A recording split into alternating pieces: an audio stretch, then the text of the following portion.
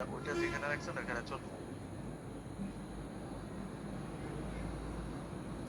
এখান থেকে না, এখান থেকে না, ইউটিউবের ওই আপলোডের সেকশন দিতে হবে। এখানে না, পাশেরটাতে। হ্যাঁ, সিলেক্ট ফাইল। হ্যাঁ, তারপর আপনার কোন ফোল্ডারে রাখছেন, মেবি ডাউনলোড ফোল্ডারে আছে নাকি?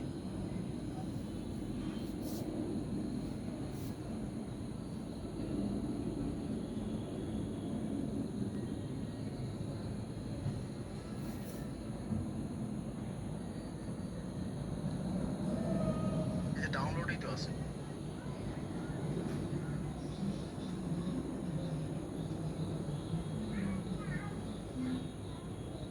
হ্যাঁ, ডাউনলোড ফোল্ডারে গিয়ে আপনি, হ্যাঁ ওইটা সিলেক্ট করে ওপেন করে দেন। দেখেন এই ভিডিওটা আপলোড হয়ে যাচ্ছে। এবার আপনি মাউসটা ছেড়ে দেন।